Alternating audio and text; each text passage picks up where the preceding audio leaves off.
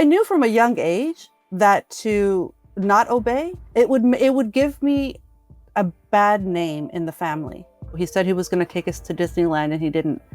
He took us to TJ. We ended up going to Tijuana. That's where me and Sonny became money mules for my dad. As children, used every step of the way. I would have to travel in the trunk. I'd be in the trunk for a couple hours or whatever. We went everywhere. We went to all states except for the southern states, but we traveled around, changed cars, changed appearances. He cut off my hair, something I've never really gotten over. I had no control before of my life, but to have no control of my physical appearance was something really new to me. And I couldn't complain. I couldn't cry, nothing. I had to take it. I had to be solid. And one day my dad came in and he kicked us awake and he asked me what my name was. I was very defiant. I said, Zett Espinoza. And he grabbed my brother Joey and he lifted him and he started to him in front of me. And so I said, stop, I'll do whatever, I'll be whoever, just please let me make a deal with you. I promise I will do whatever you say. I'll be whoever you want me to be. But promise me, give me your word that one day I can go back and get my identity. He said, you have balls, mija. And he shook my hand, we shook on it. And that's when I became Susana Delgado. Mine is the only voice. Wow. What have I been doing? Lay down my autonomy. After that, it got very dark very quickly.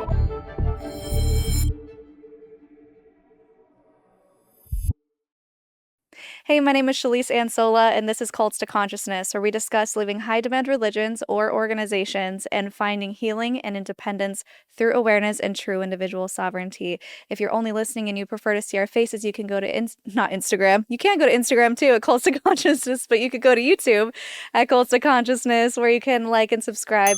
Join in on that conversation. It is the best way to support the podcast. It's a free way to support the podcast. Interacting with the post in any way helps boost the algorithm and help more people see this. So today's guest, she reached out through our jot form. As a reminder, you can submit your story. She came from a professional crime family. So her dad was a professional criminal in Los Angeles, and he forced his children to change their identities and become part of this criminal family. And we're going to be talking about what she was put through, how she was able to get out, reclaim her identity, and how she is doing now. So thank you so much for joining us, Zett Espinoza. Thank you so much. And I am certainly happy that my application got to you. Yes. This is an honor for me to be with you. I feel so honored. Oh, wow. Thank you. And I feel honored that you're here. I watched your interview on Soft White Underbelly. You did a fantastic job with your brother. Maybe we can have him on at some point. Yes. You both did such a good job telling your story. And while I was listening, I'm like, oh, I want to dig in more there. I want to press in harder there or zoom in onto this. And so I'm really looking forward to talking with you today. And I know we are going to be going over some really tough subjects, some triggers for people. So make sure if you're watching just to check those chapter marks so that you can skip over some parts that may be a little tougher to listen to. So I think we just need to start at the beginning. Maybe let's just give an overview of who your dad is, at least from your child's perspective, and then we'll continue the narrative as you get older. My father's name, he was born Joseph Jesse Espinoza. He is from Los Angeles, California. And before I go any further, I just say he's still at large. His name has been changed. He lives under an assumed identity, a purchased identity as a Mexican national. So he is still at large. But there is no fear amongst us women. I come here to tell the whole story. And so he was born and he came from a family a good family.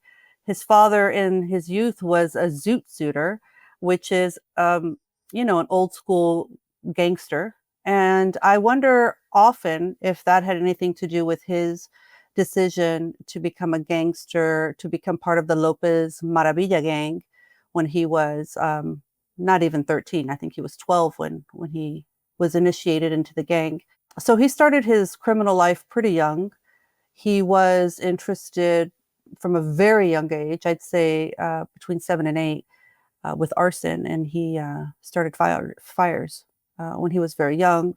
He displayed a lot of violent and aggressive behavior that nobody could really keep under control. So after he's initiated into the Lopez Maravilla gang, he ends up in juvie in no time, and he was in juvenile detention for about 3 years. When he came out, he believed he was reformed, and he tried to join the police force, but there was something in his tests that they would not accept him. And one of the recruitment officers at the time told my father, "Son, the only way the government is going to give you a gun is if you join the war." And that's exactly what he did. So he joined the war, decorated hero, Vietnam vet, paratrooper, did 2 tours. He came back and he just couldn't find a way to live life in society. So he ended up starting a pornography business, which this was all in the late 60s, early 70s. And I referenced once that this was during the golden age of pornography, because that is exactly how it's titled. This is when this sex industry really started to go mainstream within our country. And it wasn't legal, but it was very profitable. He took seed there and he grew into a forest in a very, very short amount of time. He ended up owning adult bookstores, which were picketed, and he was often targeted by people against obscenity. He had a brothel, which he named after me, and he considered it an honor to have named it after me. What? Which is why I go by, exactly, which is why it was called Suzette's, which is why I now go by the name Zett, because I wanted to separate my energy from that. I didn't want to be called something that we know what was going on there. And he considered it an honor. It was for him to tell me, "You're my favorite daughter." And but it carried an energy, which is why I go by Zett. And he started getting into child sex material, which he forced me to pack for him since a very young age. I was 4 or 5 years old. Yeah, I was very young. He had a warehouse that sold all of his products. So he had several companies. One of them was called 4-Star Products, and that is a company that produced rubber sexual paraphernalia, if you get my drift. And he produced that. He produced sex dolls and other kinds of sexual toys. And then he had a production company where he produced pornography, and that was called Ilcid Productions. And then he had a mail service called Spartan Mail Service, and everything sort of tunneled into JE Enterprises. And that's where I would work every Saturday since 4.5. Since he was constantly being monitored by the government, of course, my fingerprints could never be traced. And so he used me Oh my gosh. to do that for him. Yeah. Was he filming himself, the CSAM? No, he was filming others Okay. of all ages. Oh, Yeah. It's yeah. tough. What was your reaction when you realized what you were packing? Well, this is it. I often go back to that. When did I know? I think I always knew. It was just something that is so deeply in me now. There is no start point. I always knew what it was. I always knew what it was used for. And I always knew it was wrong. And I had no choice, because my father ended up employing a lot of his family members. We lived in a very cloistered environment where it was just family. So my best friends were my cousins. And family gatherings, anything that we did that was social, it was criminalistic. It was just us. So when they normalized it, I knew it wasn't normal because it made me feel a certain way. And because I was the only one packing it. Everyone had their own duties. So my brother Joey, he was in charge of the rubber paraphernalia, of cutting off the extra rubber when they were unmolded. And my sister, who I don't like ever talking about, like giving her name, because I want to respect her privacy and give her that space. She was in charge of dusting everything for lubricants, toys, this, that. And we are all 1.5 years separate from each other. So my brother Joey actually started younger than me. As soon as he could hold scissors, he was there working. And I knew that everything that we were doing was evil. But I had nowhere to run. I had to do it. Yeah. Even to just be exposed to that type of material at a young age would be so damaging and so scarring, I would imagine, because you're a child yourself viewing this material. Yeah, I asked my father one time. It's just a very vivid memory because when I was packing certain magazines, the title was Lollipop, the Lollipop series. And there were children on the cover, and there were banners over their eyes and some of their nudity. But I asked my dad, like, what are they doing? Because these children were my age. So what are they doing? This isn't right, right? And he said, "Oh, they like it. Yeah, they like it." Ooh. And I was disgusted.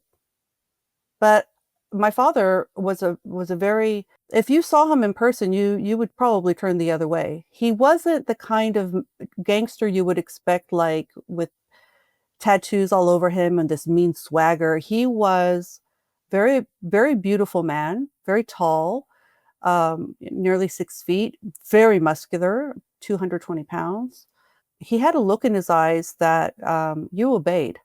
When we walked anywhere, if we went to a restaurant, people would stop and turn at him. Even if even if he was just entering, literally the restaurant would go silent. He had a presence. Wow. Yeah, and I realized that, so I obeyed. Yeah. I knew from a young age that to not obey, it would give me a bad name in the family. And if I had that bad name, I'd be titled a brat, that I wasn't solid. Being solid in my family meant everything. You kept your Mm. mouth shut and you did what you were told, and that was it. Did you go to public school? I went to public school. I attended Brightwood Elementary School in Monterey Park, California, until the 6th grade, which was when I was taken. Okay. So let's rewind a little bit and let's talk about your mom because she's definitely a big character, or I guess you could even say non-character in this based on how she treated you. So let's talk about what you remember before the suicide attempt. Okay, so my mother was a very beautiful woman. And I think that when you're dealing with real beauty, like seriously, she was ravishing, and my father was as well. They were very beautiful looking people. That does something to you as a child because they're beautiful, they're powerful, they're successful. You do what they say. Everyone seemed to be so impressed by my mother, by her beauty. And it sort of gave her a weapon that she was never truly aware of. She wore her beauty like it was perfume. Like she put it on and sometimes she'd get a whiff of it, but really it was nothing important to her, but it was very important to other people. And it affected the way people treated her. And that's what I saw growing up. But she was mentally ill. And I think her mental illness was exacerbated by my father's abusive and violent nature. And she suffered domestic violence.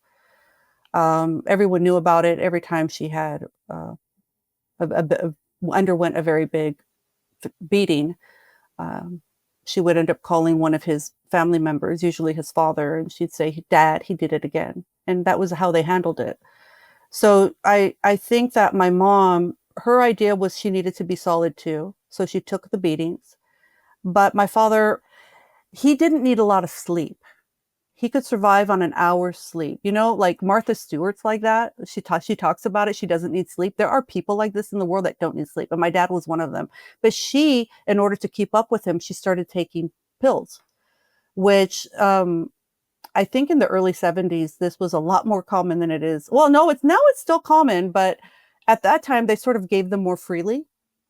So she started taking barbiturates, and she needed something to wake her up, and then she needed something to wind her down, and then she suffered chronic back issues. So then she needed pain pills. And so during my childhood, my mother was often drugged and mentally ill and beautiful and scary. And she did exactly what my father said. And so she tried taking her life twice. And both times I was the one who found her. So the first time was about a year before the second time, and she overdosed. And I found her in the middle of the night. Thank God I found her passed out at the guest bathroom the water tap was on and everything was flooded and she was there face up. So they took her that time, and it was a relatively short amount of time before she came back. A year later, Wow. a year later, she found out that my father had another child, because my father he was a guy who had a lot of kids from a lot of women. And she found out there was another one on the way, and it really affected her. And she told me to go with her to have dinner, to make dinner for him. And she made cow's tongue for him. And so she was cutting up this tongue, and we were across from each other at the dining room counter, at the kitchen counter.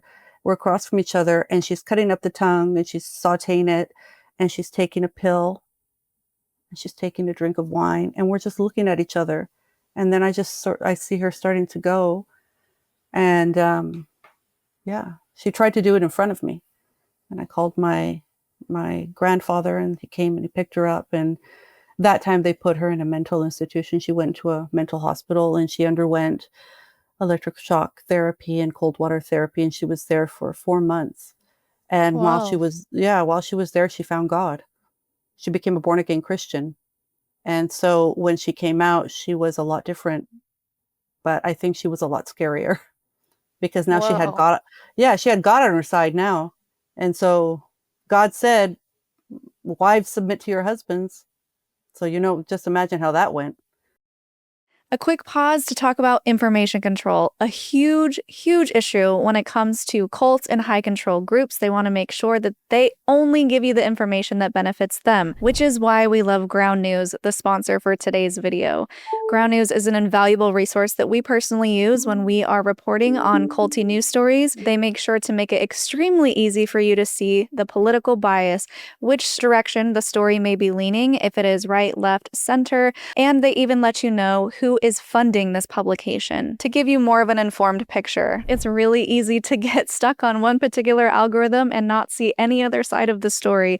So this is a really great way to get you out of those manipulative algorithms and see how all of the news outlets around the world are reporting on a story. For example, we were just made aware by our viewers that 2 FLDS teens had just gone missing in Idaho. So while we gathered information, we started at Ground News to see what had already been reported on and if any updates had been made. We can see from the website that 56 sources have already covered the topic, with 79% of them in the center.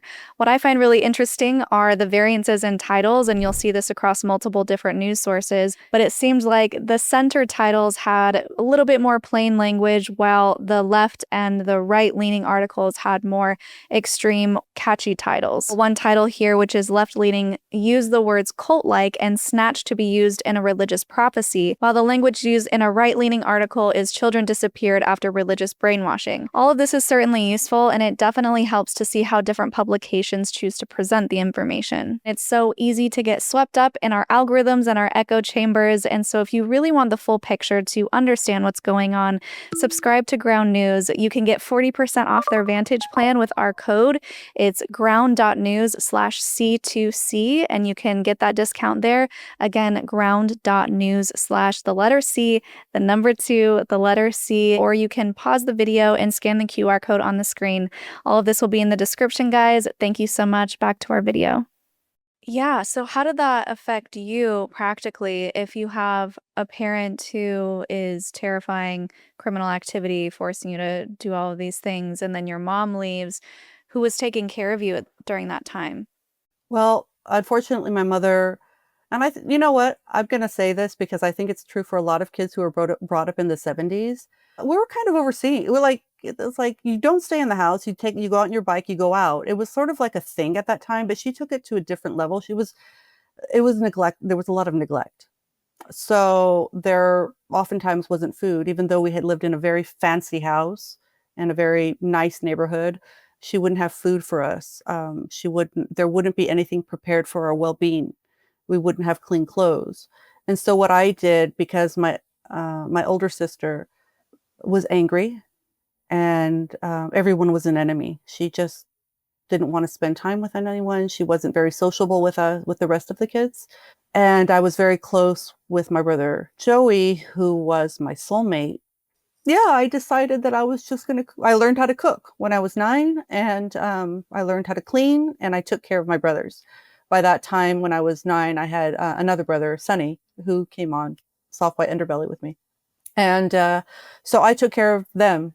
I was in charge of them. And I did it without anyone telling me to do it. I just had to do it. I knew I was in a bad way. Yeah. I knew I wasn't going to get out of it so easy. So I just sort of had to survive it.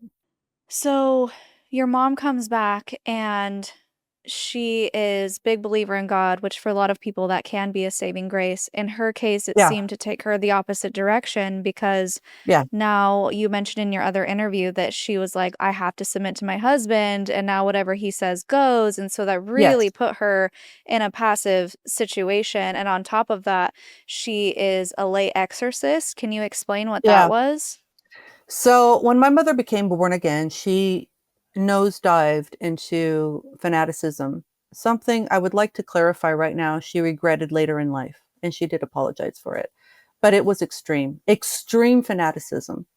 So she would go around the house and see an iron and be like, yeah, the devil's probably in that iron. So I'm just going to cast the devil out of that iron. And she wouldn't say hi to you, Shalise. She'd say, hi, Shalise. Praise the Lord, Shalise. And she'd do that to everyone, strangers. Oh, it was so embarrassing. I was so embarrassed. And so she, so she started doing that. And she made us distribute chick tracts, these little pamphlets, like you're going to go to hell. And if you're, gay, or everyone's going to hell in these things. Everyone is going to hell in these pamphlets. So we'd be the kids on the corner handing them out to strangers.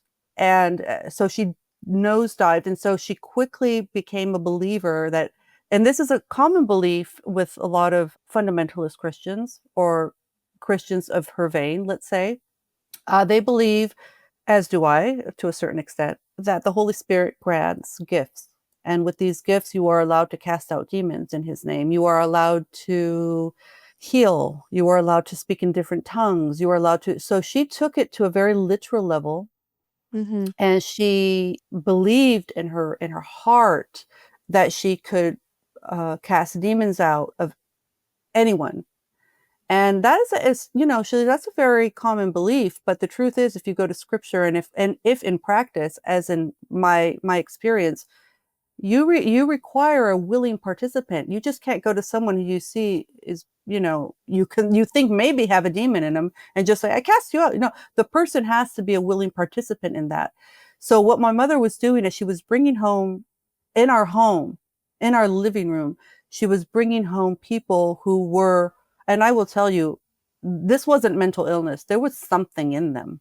They spoke in 3 voices at once. Their eyes they would change. They were not human. There was something in them that was not, it wasn't human. It wasn't mental illness. Sometimes it could be, but in the cases that she brought people who were restrained by 5 family members, like spitting and foaming, and she'd bring them and she would say, I cast you out in the name of Jesus. And she believed that she was doing it. But the truth of the matter is, she was just setting them free in our home.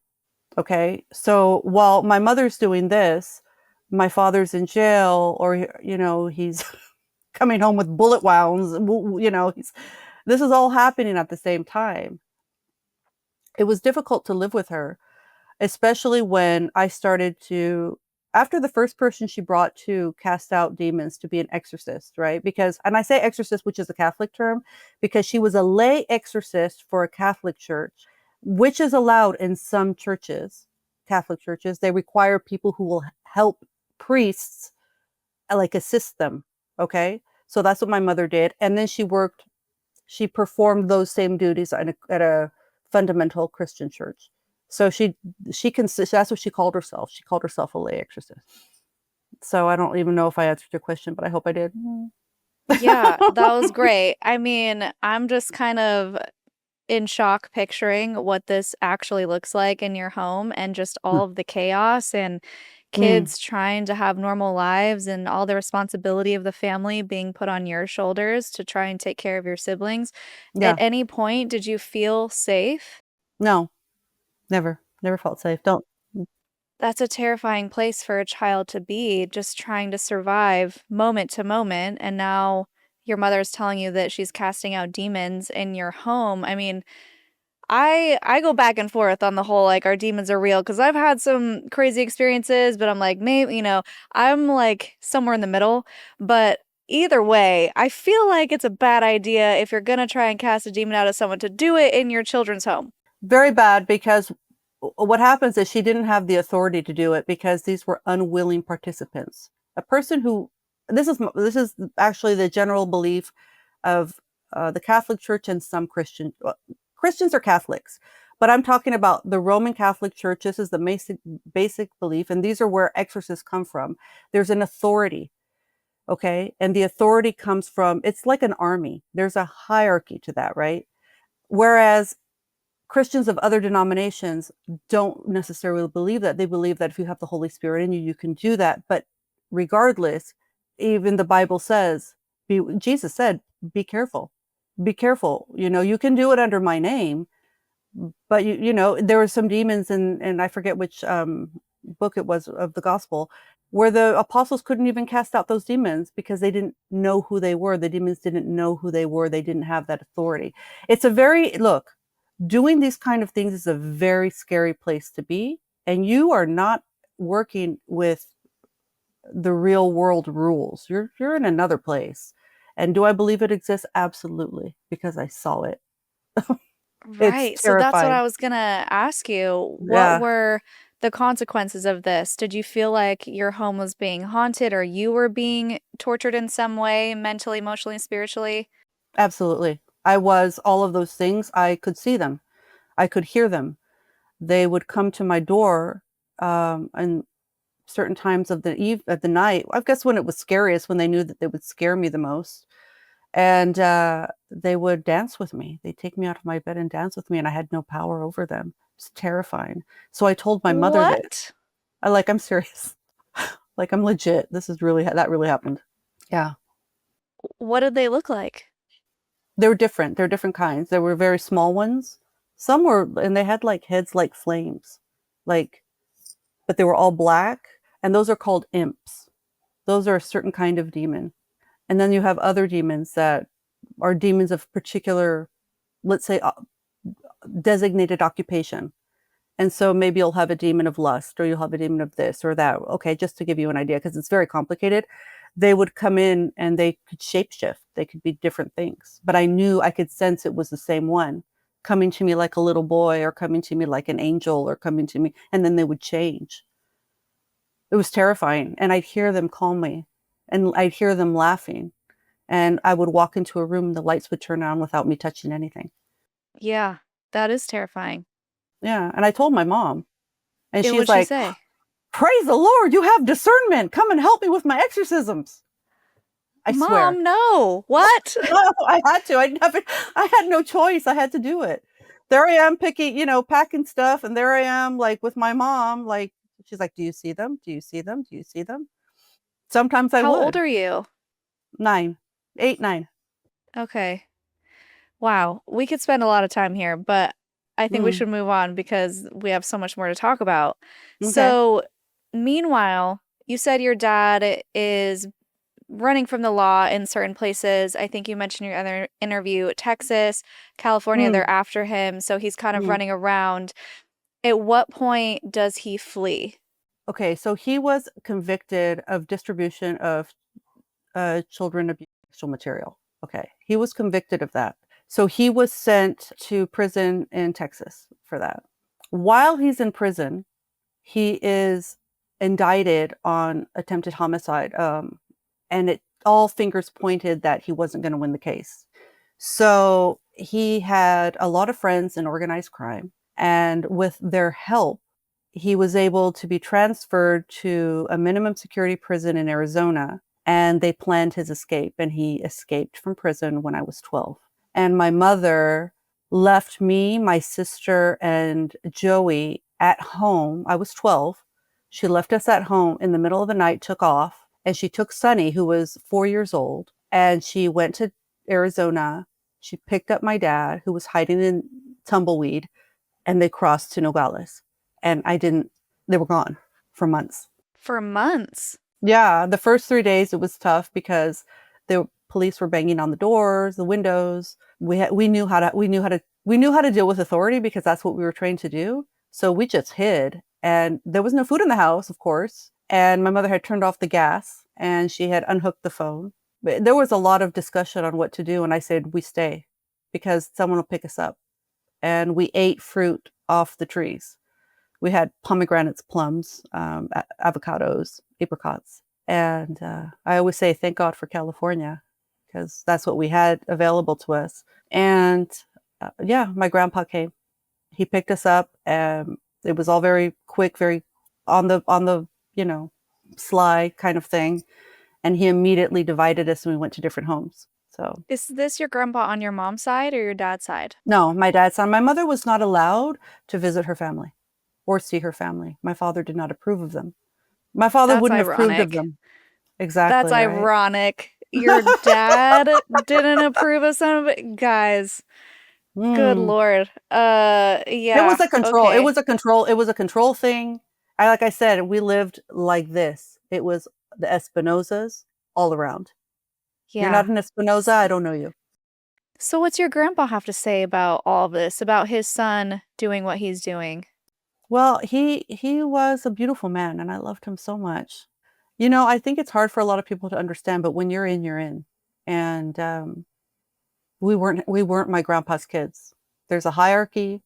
He did what our father wanted for his children. So he said he was going to take us to Disneyland, and he didn't. He took us to TJ. We ended up going to Tijuana, and that's where me and Sonny became money mules for my dad. We started Okay. transporting money for him. Wow. As children. As children, used every step of the way. So let's talk about what that was like when you got to Mexico. How long were you there for? Oh, I was in Mexico. Well, initially when we were on the run. We were on the run, just me, Sonny, my mother, and my dad for 3 months by ourselves. And every day we had to tape and take off bundles of cash. And sometimes to throw off possible authorities, I would have to travel in the trunk because I was older than Sonny. And so I'd be in the trunk for a couple hours or whatever while he was driving. And sometimes I would be crouched down. We went everywhere. We went to all states except for the southern states, but we traveled around, changed cars, changed appearances. He cut off my hair. Something I've never really gotten over, that I started to have. I had no control before of my life, but to have no control of my physical appearance was something really new to me. And I couldn't complain. I couldn't cry, nothing. I had to take it. I had to be solid. Yeah. So he cut off my hair. He cut off all my fingernails. Sometimes he'd want me to look like a boy. Sometimes he'd want me to look older or younger. So I was forced to do that. And all the while, my mother is saying, remember, Jesus, Mary, and Joseph were on the run. And I'm like, oh, God. And that's when I started saying, God, if you exist, you hate me. I started to really question my faith. Yeah. Let's talk about that pivotal moment for you when you were forced to give up your actual identity. I mean, aside from your physical appearance, but how that was such a push and pull. Yeah. Well, my father, this is actually an interesting story because my father, family lore was that my father's grandmother, paternal grandmother, was descended from the Emperor Moctezuma. And it was something that we heard a lot when we were growing up. And to be honest, they lied all the time. I really didn't believe it. I just thought it was something that they'd say, sort of like, hey, we got to be proud of our name, or we got to be proud of where we come from, sort of thing, right? So when we get to Mexico, my father starts talking about his paternal grandmother, saying, she was from Aguascalientes and her whole family was there for hundreds and hundreds of years, and they had haciendas. They were rich. They had slaves. He said it like it was a cool thing, like, mija, they had slaves, like it was a bit, he was just, sorry.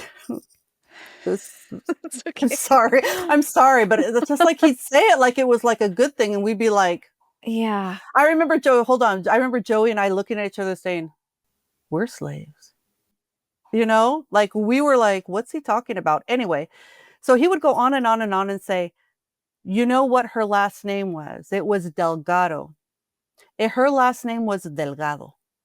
So we're going to be Delgados. And immediately I realized he was going to take the last of me. And he said, so what we're going to get the paperwork done. Of course, he had a lot of contacts in very high places. And he was able to purchase the identities. All he had to do was decide the last name. And he was already telling us, Emperor Moctezuma, Delgado, this is the lineage, this is what we're going to be. And I said, no. And let me tell you, I'm not a person who would tell them no, ever. Sometimes my dad would like throw a banana peel and he'd say, pick it up. And I just go and pick it up. I would never say no to any of whatever they told me to do, because I knew that's the way I was going to survive. I knew it. Yeah. So when he said he was taking my last name, I said, so I'm not going to be an Espinoza anymore? He was just like, no, we're going to be Delgados, Emperor Moctezuma. And I was like, no, we're not doing that. He said, oh, you're doing it. So I defied him and I brought Joey along, which is something I completely regret. I forced Joey to say no with me. And so we fought our dad, and he imprisoned us in a hotel room. He paid off the staff. He took away our food. He took away the daylight. He took away water. And he would randomly come in and just kick us awake and ask us what our names were. And I told Joey, we don't need to eat. We don't need to drink. He's not taking that away from us. And Joey agreed. Joey was really tough. He was tough. He was 11. I was 13 at that time. And one day my dad came in and he kicked us awake and he asked me what my name was. I was very defiant. I said, Zett Espinoza. And he grabbed my brother Joey and he lifted him and he started to beat him in front of me. And so I said, stop. I'll do whatever. I'll be whoever. Just please let me make a deal with you. I promise I will do whatever you say. I'll be whoever you want me to be. But promise me, give me your word that one day I can go back and get my identity. And he said, you have balls, mija. And he shook my hand. We shook on it. And that's when I became Susana Delgado. Wow. Yeah. At 13 years old. Yeah. So how long were you in Mexico? Were you just there back and forth? No, after I still continued to transport money for him illegally and weapons, as did my other brothers. Like, he used us that way. He'd take us to the border. He'd pack us, whatever. We had How to would do he it. pack you? Okay, so with the weapons, it was always in my underpants. Imagine, like, you have a weapon there and you know that they weren't loaded, but still the Yikes. feel of it, it was just a certain way. So I would wear a skirt and I would pack it in my undergarments. And with money, it was different. Money, it was like we had to strip down to our undergarments, and the bundles would either be in plastic or they'd be in like that bank material, that bank paper, those, and they'd be wrapped and they would just go around us, duct tape. Ah. Yeah, so we were like that. That's how we would travel, either by plane or by automobile, mostly by plane. This was in like the early 80s. By plane? This was in the early 80s, believe me. In the 80s, things weren't like, you didn't take off your shoes, take off your belt. You just walk right in and out. You could smoke on planes then. Yeah. Not even a metal detector, though? Nothing. But even if I don't remember the metal detector, but even so, this was all paper. Well, besides the guns, you didn't fly with the guns. Oh, no, I never flew with the guns. That was always... Okay, I was like, no. What? No, never flew with the guns. Never flew with the guns. Okay. But at a certain point, my father purchased an office in the Mexican military, and he became a lieutenant colonel. And then he became a federal under his assumed identity. He is still that today. And so the Mexican army gave him a whole stretch of highway to be in charge of. And boy, would he come home with weapons, with diamonds, with pearls, with Breitling watches. I mean, he was a kid in a candy store then. And that was easier. Then he didn't need us anymore because he had soldiers to do it for him. Yeah. So what was your life like at that point? Because clearly he's making who knows how much money. Were you guys living a better life or were you still living in poverty? We never lived in poverty. I come from a very privileged background, money-wise, financially. My father was always wealthy. But in Mexico, he became a lot wealthier than he could have ever been in the States. But that meant nothing to me. That meant, I mean, really, money for me is something that it'll help me buy things to survive, but I actually don't trust money anymore because it was able to provide a very hostile environment for us to live in where nobody would check in on us. We had everything. We had domestic help. We had chauffeurs. I had a bodyguard. He was very wealthy. So Wow. that's what it was like. So we lived in a very privileged, economically speaking, background, but we had no freedoms. So at what point were you able to escape his control?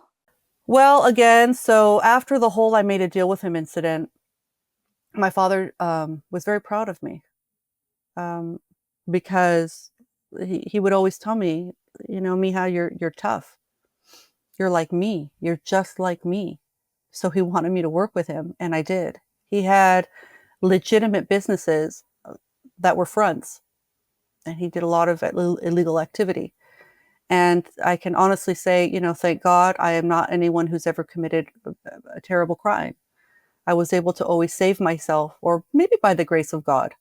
But I was very aware of what he did, and he used me to give a certain kind of legitimacy to what he was doing. And I kind of gave up on life. I'm not going to lie.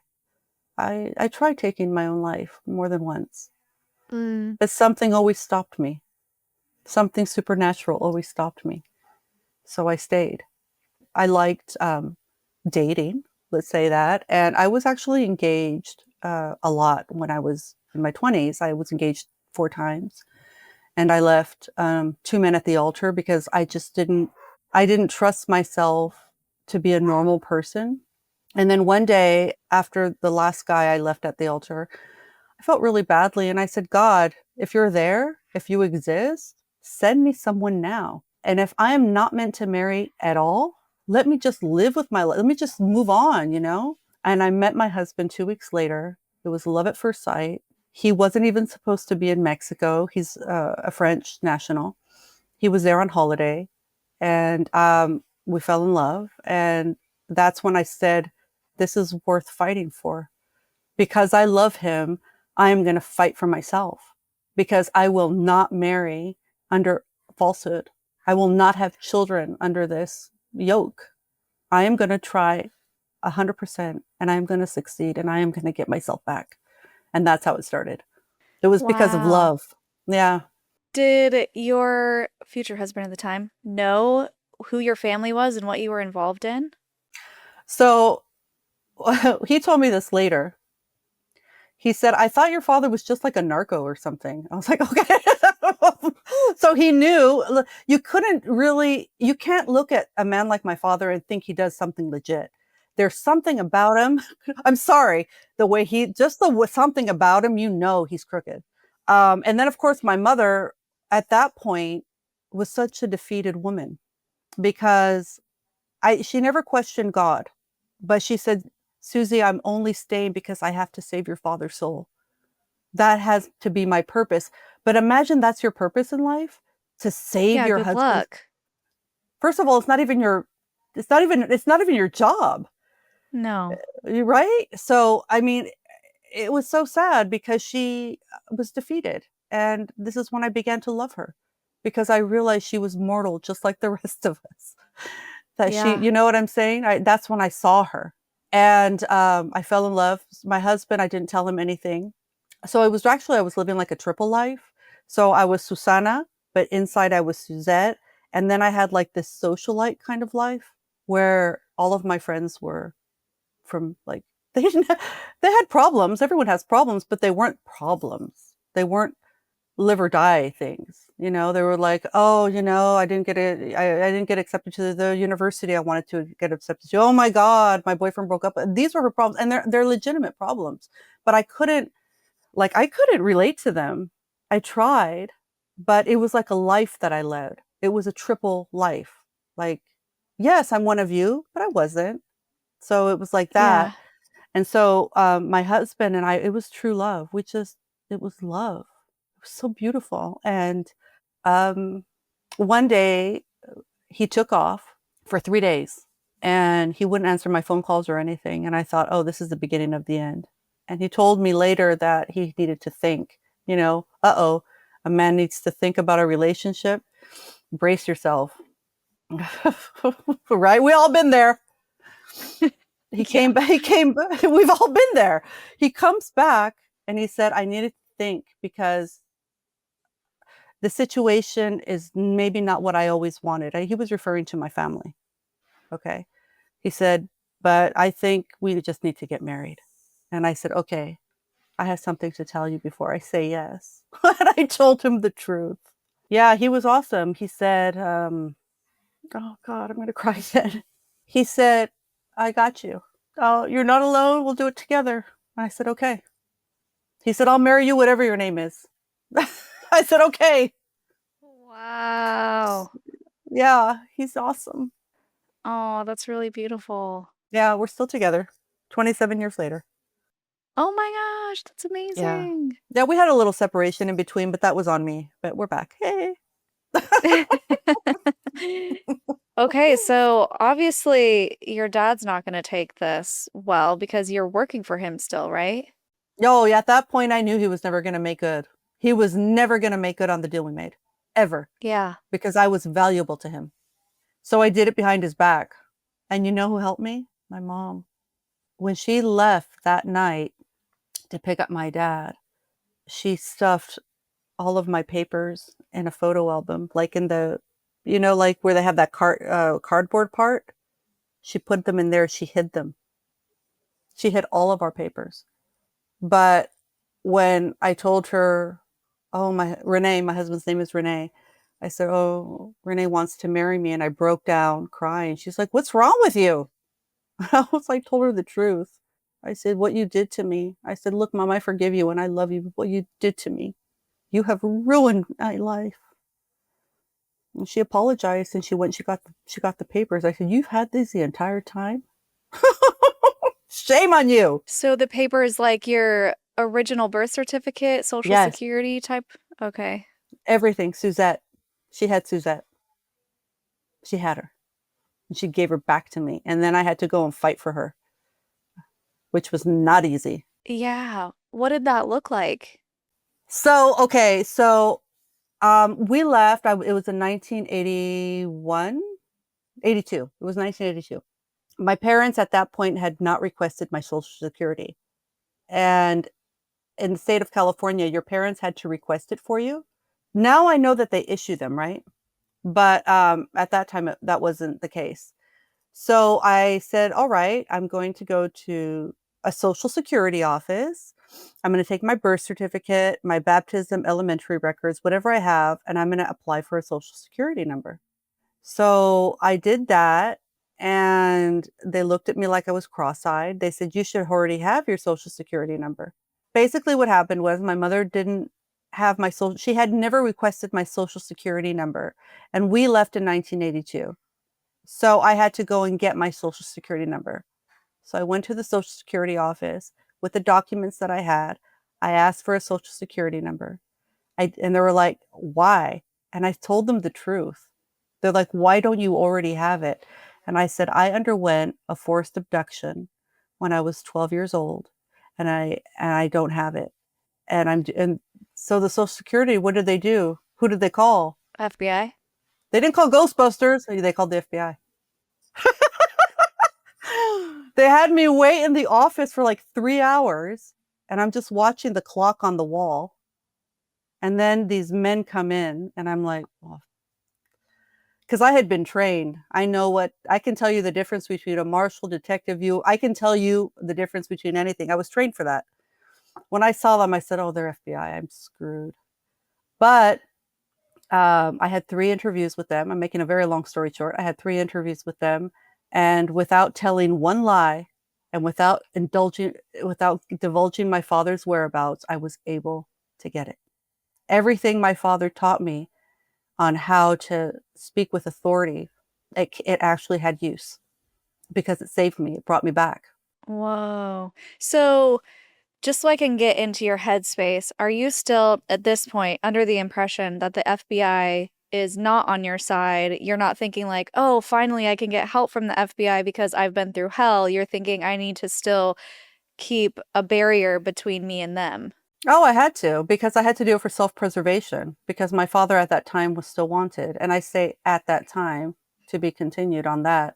But yeah, my father was still very much in the system. As a matter of fact, every time I travel out of the States and I come back here, I'm flagged because of my dad.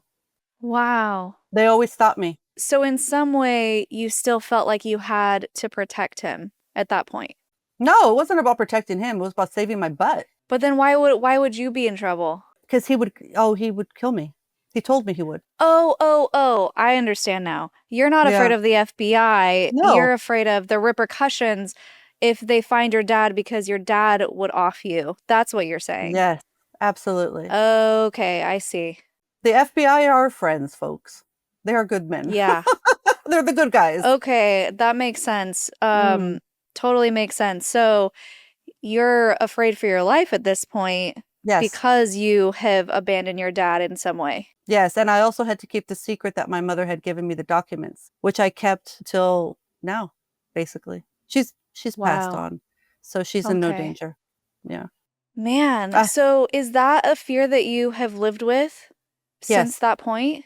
No, it was like that for some time until finally when I had Suzette back. I had Suzette in her entirety.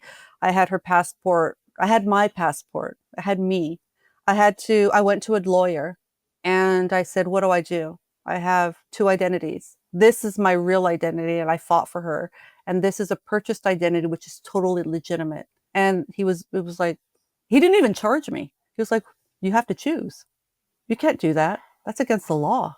I was like, "Oh man." So I had to say goodbye to Susana, my little champion. Packed her up and I went to my dad and I couldn't lie about it anymore. I gave her to my father in a manila envelope. And I turned in my weapon. I had a weapon at that time. I had a Derringer 22. It was just short range, personal use. So you And went in person to tell your dad. oh yeah. What was his reaction? He said, "If anyone comes knocking on my door, then someone's going to come knocking on your door. And that's the last person you ever see." That's what he said. Shit. Yeah. That's terrifying.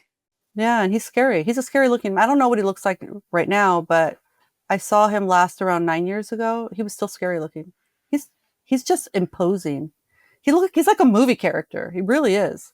You see him once, you won't forget him. How did you see him 9 years ago? What was the context there? Okay, so the context was this. My mother passed away 12 years ago. 13 years ago, I'm sorry. My mother passed away 13 years ago. It was a very sad thing because he kept her hostage and he would not allow us to go to her funeral. And he immediately paid for someone to cremate her body. I have yet to see her ashes. He has them. And he was this is the mindset of my father. I said, "You took my mom, like, why didn't you let me give her a wake or a vigil or whatever?" And he said, no, we got to just do those things real fast. Got to be practical, mija. So yeah, I took her over to that guy. I paid a couple thousand. I got her body. You know what? The box, it was still hot on the way back. I said, "That was my mother." Honestly, I said, "You are evil." So I stopped talking with him because he did that. And for me, it was going to be, I'm stopping talking to him forever. But then I always knew that I had all these half siblings. And I found out that they actually got in contact with him. And it was sort of a tip given to me quietly. And so I contacted him and I said, "I'll see you." So I invited him over to this house, the house I was living in at that time. He went and I made him a beautiful lunch. Beautiful. I spent 2 days in the kitchen. I made him a banquet. I sat him down. I ate with him. And I said, he met my children. I let him meet my children. And I said, "Oh, okay, Dad. I know that my half siblings have been in contact with you and I'd like to meet them." And he said, "Oh, I don't know what you're talking about." I said, "Listen, I've been studying you my whole life. You're lying. I'll put it to you this way. If you don't tell me who they are and you don't let me see them, you'll never see me again. Ever. I'm dead to you, like gone. I mean, look, I have a nice home, I have nice children, and you choose. You choose your pride and your silence and your stupidity, or you choose this." And he actually told me the truth, and I met them 2 days later. So under that context, they're beautiful, beautiful girls. Hi, Diana. Hi, Gabi. They are beautiful. What a gift. You know, even from the worst kind of thing that you could imagine, you can still be given so many great, beautiful things. And they are testament to that. So I was able to have a relationship with them, and I tolerated my father for them for a couple of years. But he was so toxic. I just couldn't deal with him. And I cut him off just like that. It was not even dramatic. I just said, "Don't call me anymore. Don't talk to me anymore. I'm done." But by then, I already had the relationship with my sisters. And I got what I wanted. And Mhm. that's it. And how did he look? Same. I mean, I tell you, my dad, he has something. There's something about him. Some kind of thing. I don't know. Like Yeah. when you meet stars, you know, when you meet stars, like you meet, because I work in the film industry, and sometimes I meet like really famous people. They have that same kind of spark. There's something Yeah. about them. That's what he has. He has it. So you must have felt safe enough in some ways to allow him into your home, especially to meet your children. So he Absolutely. wasn't a violent man at that point. No, he said that he wanted to dedicate himself to becoming a grandpa. And Interesting. yeah, but I did the soft white underbelly, and here I am, quiet about my life again, because, well, I did soft white underbelly. I told the truth. Yeah. Was there any fallout from that? Well, kind of, but I just cut myself off of everyone, from everyone again. Nobody knows where I live. Okay. So you're in a safe place now. I'm in a safe place, thank God. Yeah, Okay. Wow. That's so much to process. I mean, I know, we didn't messy even, life. well, something else that, well, yeah, but more like chaotic Mm. and just wild. I mean, I can't imagine your nervous system must be shot from just never feeling settled. Yeah, I've had 2 nervous breakdowns. I've had 2 in my life. Yeah. When did those happen? The first time I was 28, the year after I got married. I felt safe, and I immediately broke down for 3 years. I thought I was dying. I knew I wasn't. I knew it was nothing in here. You know, people oftentimes don't know what a nervous breakdown is. You literally have no immune system. You are ill, and it could be Right. like this. It could be one day your stomach, one day you know. I couldn't talk for about 3 months or so. Like I thought that I couldn't speak. I couldn't feel my fingers. It was varied, and it was for 3 whole years, and my husband took Oh care of my me. gosh. And the second time Wow. after it happened, yeah, the second time was after I had my first daughter. I was like, that was a bomb I didn't expect. I didn't I didn't I didn't the only good advice my older sister has given me, because I have 0 relationship with her, she and I think very differently, and to be very honest and fair about it, she is my dad's supporter. Okay? This is one of the Mm. reasons why I don't talk with her. Uh, I called her. She was living in France, and I was living in the Middle East at the time, and I was far away from my family when I had my daughter. And I said, "I don't know what to do." And she said, "Okay, this is simple, Susie. All you got to do is this. Everything mom and dad did, do the opposite, and you'll be fine." And that was that was the best advice and the only advice I ever got from my sister, and it helped. Yeah, It did. I mean, it's pretty yeah. vague. No, actually, no. If you're in the system, if you're in that kind of system, a family system like that, you kind of work on impulse because you already know the rules. I would stop myself a lot, Okay. and it caused a lot of pressure on me. I was, what would a normal person do? Is what I would ask myself. What would a nice mom do? I would Right. ask myself. What would a like in a movie? What would happen? Like how? What's a good mom like? Or what's a good dad like? Well, my husband is like the best dad in the world. He really is. What a blessing. But I just didn't know what to do. And so I had another nervous breakdown. And that one lasted for 2 years. And I ended up Mm. becoming very ill with an eating disorder. And Yeah. Yeah, I'm sure. I mean, even just a healthy person having a child is incredibly difficult, and your body goes through a lot, and then can't speak. It unearths a lot too. All of the traumas that are stored in your body. I experienced similar things after having my baby, where I was just like, "Ugh, what is this?" And then you look at your baby and you think about how could anyone do this to a child? Just all of the traumas, your own traumas being mirrored back to you and in some imaginary world. And so it's hard mentally, physically, emotionally, spiritually, and especially if you are still learning how to be safe internally, if your body is still figuring out how to relax, I can imagine that just would have been terrifying for you. Yeah, it was terrifying. Yeah. Yeah. How were you able to find that example? Or did you ever have someone in your life afterward where you could go, oh, this person is a good mom and I'm going to model my parenting off of them? Yes, actually my friends. When my daughter went to school age, I realized that secrecy about who you are as a person and your experiences, secrecy is ridiculous. It's going to serve you nothing. So I came right away to be very honest with people who I liked. And lo and behold, 9.9 times out of 10, they didn't run away. The women in my life were so beautiful. And I would say very honestly, I don't know what to do. Can I do what you do? And they said, yeah. And they would give me tips. And so my role models became women from all over the world because my child was in an international school. And they became Arabs and Southeast Asians and Europeans and Latins. And they were every race and every kind of women are awesome. I'm crying a lot here, but I really couldn't have done it without the support of other women. That, strength of theirs, they gave it to me. Yeah. What would you say was the most important lesson for you that you realized children needed that maybe you didn't get as a child? The most important thing would be that, that's a good question. Well, what I did was I learned patience. Um, and this comes directly to the fact that I was never really patient. I always knew the rules, so I was very robotic. I learned to sit and think, and I learned that I was not. The truth is this: if you want to be, in my view, if you want to be a good mother, you don't exist.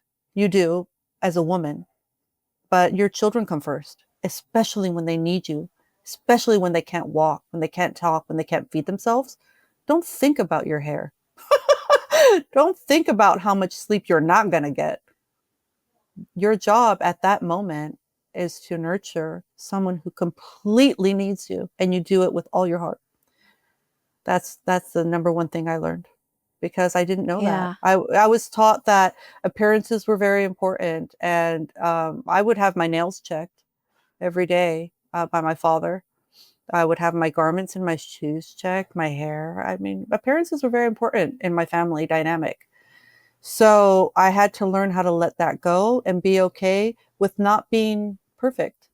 I was going to be messy, and that was okay. I was going to have spit up on me. That was fine. When the kid vomited, I was going to hold out my hand like all of us mothers do, like, oh, Yeah. right. I was going to be that mom. And I think I did a good job.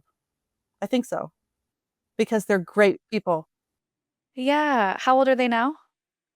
So my eldest is 20. She has been accepted to be a neuropsychologist, which is, for me, I know it's like, for me, what an honor.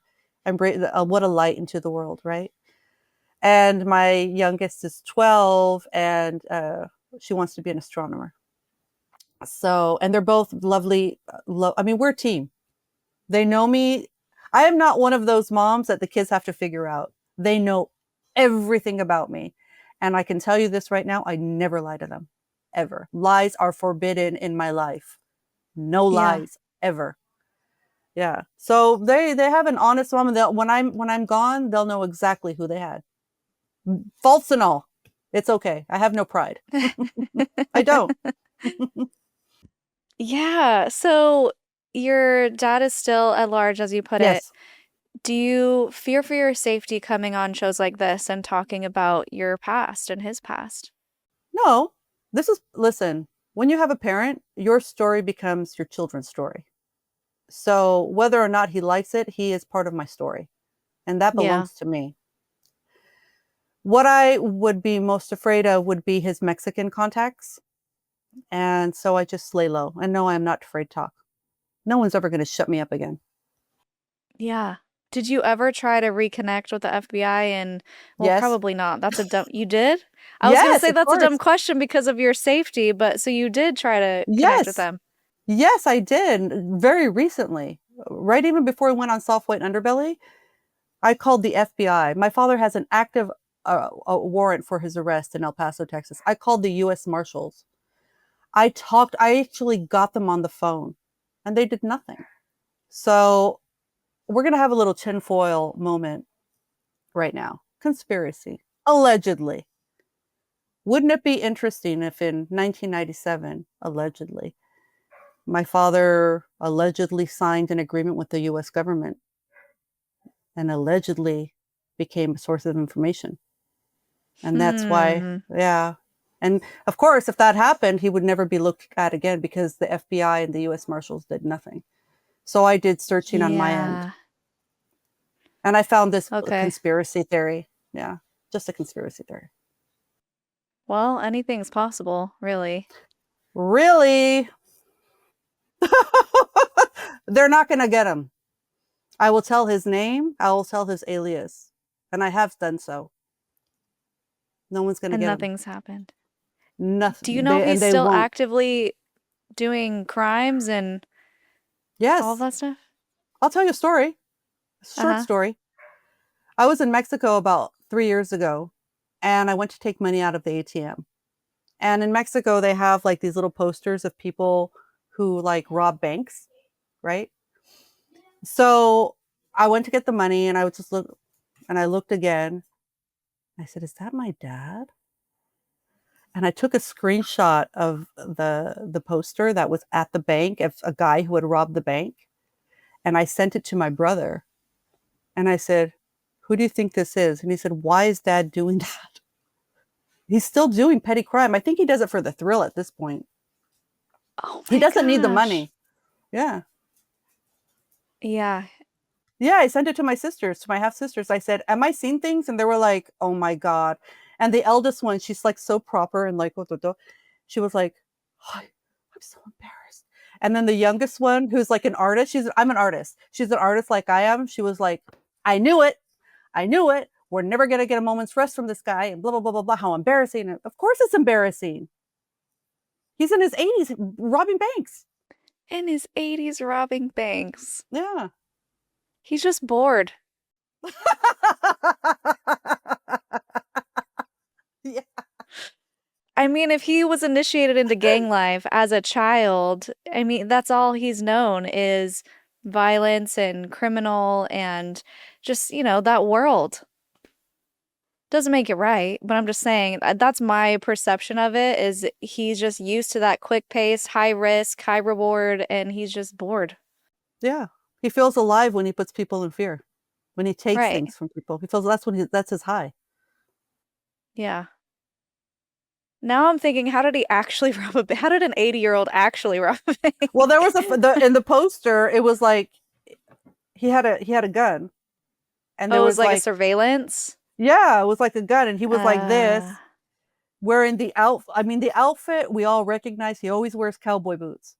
And he was like this. And that was his weapon that I recognize. Okay. Holy cow. Isn't that So crazy? that is crazy. It's just, I mean, I guess I'm not surprised, but back to you. How are you doing now? You are writing a book, trying to get it published. So anyone out there who is a publisher who wants to take on Zett's book, she is ready and willing to hand it I'm over. really willing. Yeah, Is it completely finished? Is it written, or do you have the draft or like the outline synopsis?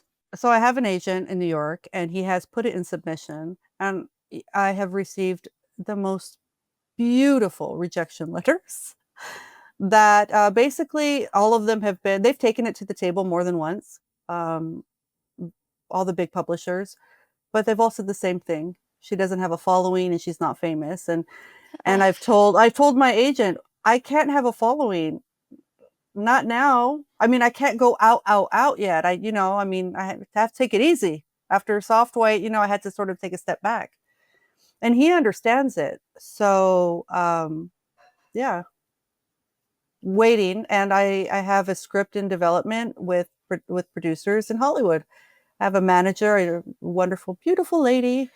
And we have our directors already, and we have our producers, and I'm just working on the second draft of my script, which I can't seem to get right. It's a process.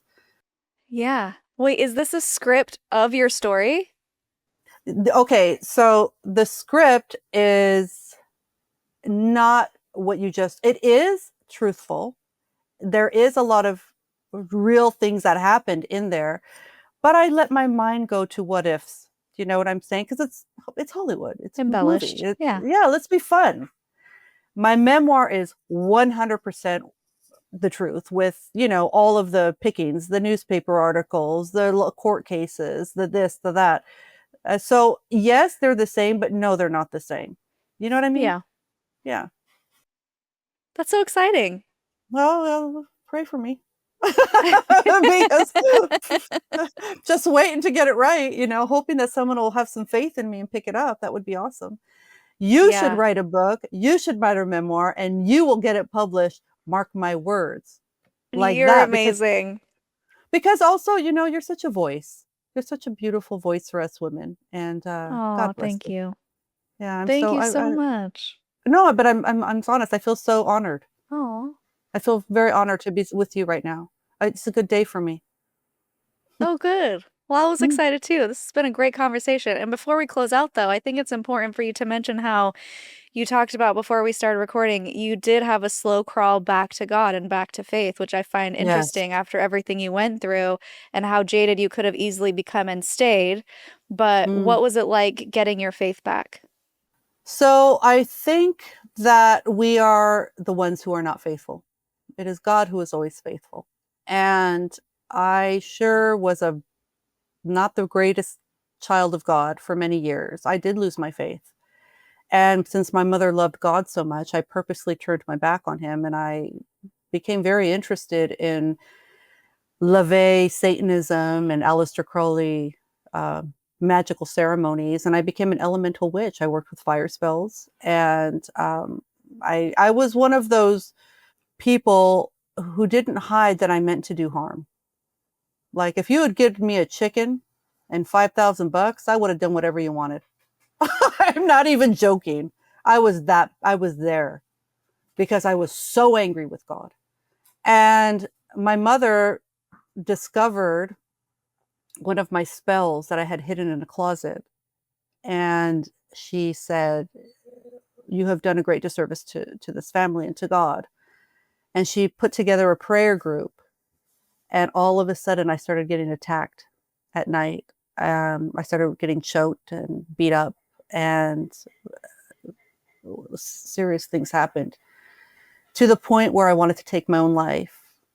And I prepared everything to take my own life. And I was going to do it in the bathroom. And to go to the bathroom, you had to pass by my bedside table. And there was always a Bible there, which my mother gave to me when I started getting out of witchcraft. And I looked at it with the intention of just not doing anything, but something told me, open it. And it just was like the loudest, naggiest voice. I couldn't get rid of it. So I said, okay, the only way I'm going to go and hurt myself in peace is if I go and open that Bible, because it's not leaving me alone. So I wanted peace to go and harm myself. Imagine. So I went and I said, just like this, if you have anything to say to me, I think you and I both know it's about time. And I opened it to a prophet I had never even heard of before, randomly opened. It was Habakkuk. And the verse was, "Behold, ye amongst the heathen, for I will work a work in your days that you will not believe, even if be told unto you." And I said, "Are you promising me a good life? I'll stay if you are." And so I didn't do it. And I started to Wow. believe in him. I started to believe in him. And then when I got married and we had issues and we had problems, I realized again, like I couldn't raise children without the help of other women. There was no way I was going to do marriage without God. It was just wasn't going to happen. So it was a long crawl of learning how to surrender to him. And it took a lot. It cost a lot. When I gave him my life and I said, I surrender to you. You take me where you want. You put me where you want. You do with me what you want. I will give you my hands. I actually gave him my hands. You see, I tattooed my hand. I tattooed "The truth will set you free" in Latin in my hands. I gave him the work of my hands. I said, you just do with me. I am yours. My life went horribly. We lost everything. We lost the house. We lost the cars. We lost the children. We lost everything financial. We lost it all. And our faith grew. So I am at a place right now where I don't have much. We're still recovering from everything we lost financially. But our faith as a family is very strong. And I always say, thank God for God, because, yeah, he's been very faithful. All you have to do is surrender. Wow. Just be willing. Yeah. Yeah, that's quite the 180 from what you were raised in and how you were raised with God and how you were able to find God in a different context that makes sense for you and that gives you that peace Yeah. instead of the one that tormented your life. I just didn't think he liked me very much. And it made me angry with him. And, God puts us all, we all have different paths. So however God chooses to, as long as it's not causing harm or, I mean, I'm Catholic, I'm Christian. So I believe in that God, but I've lived in a Muslim country, beautiful people there. I'm not going to judge them. I've learned to let God work with people the way he wants to. And I just stay out of Mhm. that. I accept you. I love you. We're fellow humans. You're my sister. You're my brother. But we belong to each other, God and I.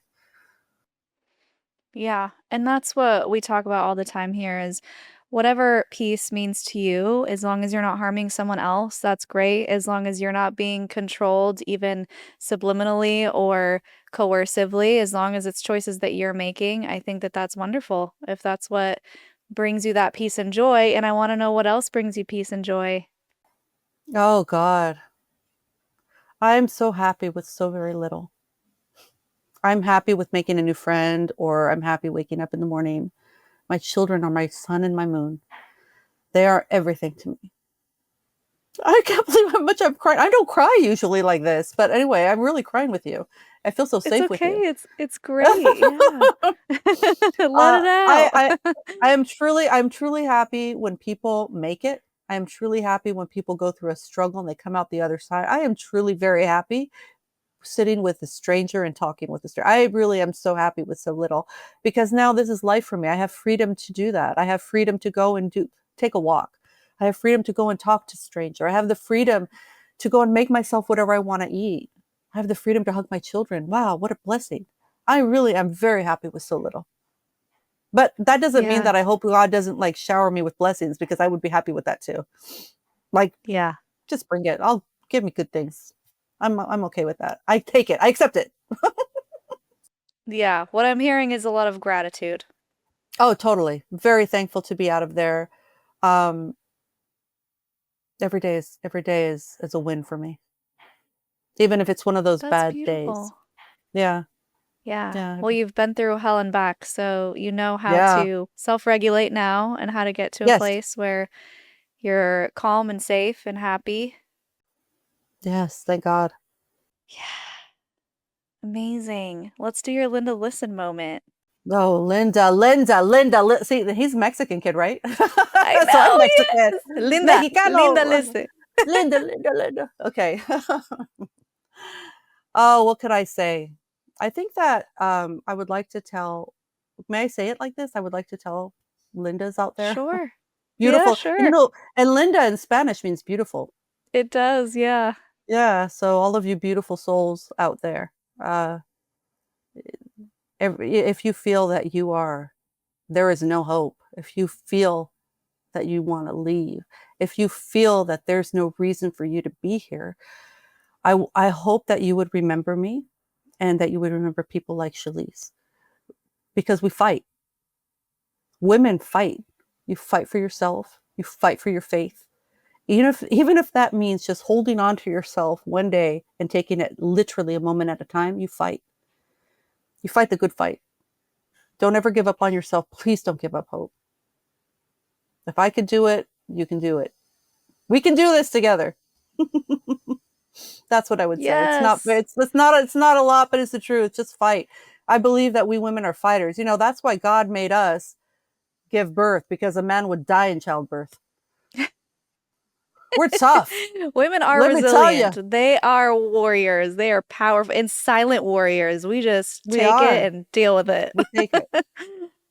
We take it. But sometimes, there comes that moment when you got to rise, and that's when you got to fight the good fight. Yeah. Do good in this world. Amazing. Be This good has in been this world. such a Yeah. great conversation, Zett. Thank you so much Oh, for thank you coming so on. much. Thank you I'm so emotional with you. I don't know. You just make me feel And so that's very safe. good. That's always my goal, and I'm so happy that you felt safe. Is there anything else that we missed? Any final thoughts that you want to say? And then we'll drop your social media handles. No, nothing. That if you're a woman, I see you. If you're in pain, I see you. Love is not the universal language. It's suffering. We all should see each other. And there's no way to compare a broken heart, because I get that a lot. Like, oh, this happened to me. Nothing as bad as what happened to you. We don't compare broken hearts.